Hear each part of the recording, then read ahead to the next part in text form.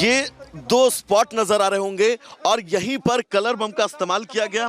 आप देखिएगा ये वो चैन है जिस चैन को पुल किया गया और पुल किए जाने के बाद यहां पर इस कलर बम को इस्तेमाल करने के बाद नारेबाजी और नारेबाजी के बाद उन दोनों लोगों को हिरासत में ले लिया जाता है। लेकिन उसके ठीक थोड़ी देर बाद खबर यह आती है कि सदन के अंदर भी ठीक लगभग ऐसी ही कार्रवाई की गई है और एक शख्स ने ऐसी ही एक इस पूरी जो प्रवृत्ति थी उसको अंजाम दिया है।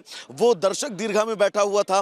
दर्शक दीर्घा में बैठे होने के बाद वो वहां से कूदता है, नीचे पहुंचता है और नीचे पहुंचने के बाद इसी तरह से कलर बम जो है वो, लेकिन यहां पर हलचल बहुत तेज है। तो क्या हुआ था इस वक्त वैभव आपको बता रहे थे, लेकिन अब मैं आपको बताती हूँ कि कई और लोग हैं जो जांच एजेंसियों के रडार पर है।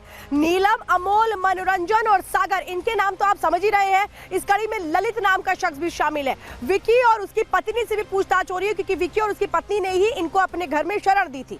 ललित झा संसद के बाहर उस वक्त वीडियो बना रहा था, रिकॉर्डिंग कर रहा था, म्यूट करके वो पूरे प्रदर्शन का वीडियो बना रहा था, उसका ये आरोप है। गुरुग्राम में ये सभी एक साथ कल रुके थे, ये जानकारी आई थी। ये लोग तकरीबन 3 से 4 महीने पहले से प्लानिंग कर रहे थे कि कैसे इनको संसद में आना है और कैसे इनको आकर के यहाँ पर कलर स्मोक का इस्तेमाल करना है। अब ये समझिए जो सुरक्षा में इतनी बड़ी चूक हुई है वो कैसे हुई थी, क्या किसने किया। मनोरंजन जो कहाँ बैठा हुआ था, वो विजिटर गैलरी में बैठा था लोकसभा में, वहां से वो कूदता है। सागर शर्मा वो भी उसके साथ था, विजिटर गैलरी में बैठा था, वो भी वहां पर लोकसभा में कूदता है। नीलम क्या कर रही थी संसद के बाहर, वो कैसे यहाँ पर ध्यान भटकाने की कोशिश कर रही थी, उसने यहाँ पर नारेबाजी शुरू की, प्रदर्शन शुरू किया और कलर स्मोक छोड़ा गया। अमोल जो उसके साथ मौजूद था संसद के बाहर, उसने भी नारेबाजी की ठीक उसी तरह से जिस तरह से नीलम नारेबाजी कर रही थी। उसने भी उस वक्त पीले रंग का कलर स्मोक छोड़ा। अब इस पूरे मामले में एक और नाम आता है, उसका नाम है ललित झा।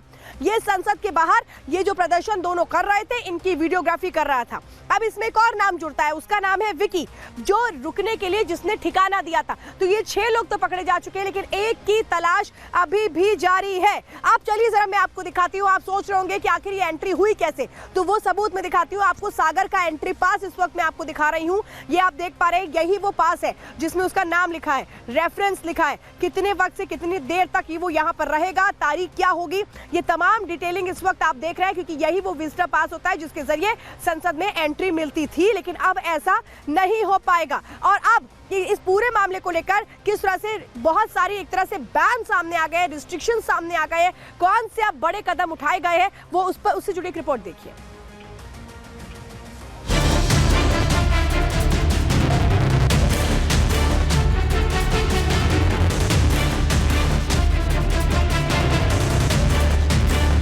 आज देश की संसद पर हमले की 22वीं बरसी है।